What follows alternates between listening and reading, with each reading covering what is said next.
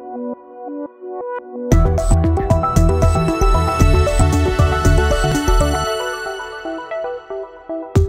back to Safety Monday. I'm Leanne Whitney, OHS Manager with your Headquarters Safety Division.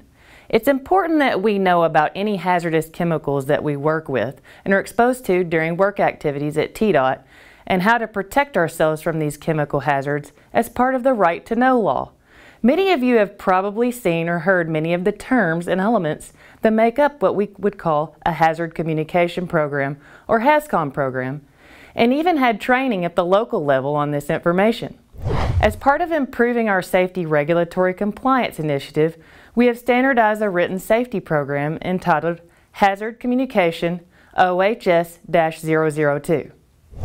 This program outlines the basic elements of a Hazcom program, which references the appropriate TOSHA standard, workplace chemical requirements, as well as basic elements of the globally harmonized system of classifying hazardous chemicals, otherwise known as GHS.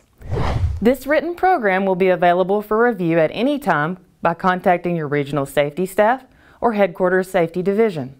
A copy should also be available for review in your work unit's office. In the future, the written program will be available on the OHS Division SharePoint site that is currently being developed.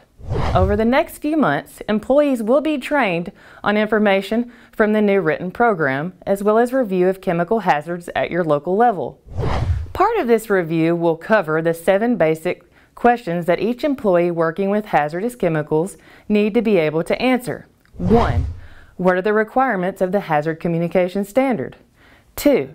What hazardous chemicals are you exposed to, or may be exposed to in an emergency? 3. Where are these chemicals present? Can you find them? 4. What are the short and long-term effects of exposure to these chemicals? How can you detect if you are overexposed? How can you protect yourself? And the 7th question is, where are the SDSs or safety data sheets and written program located?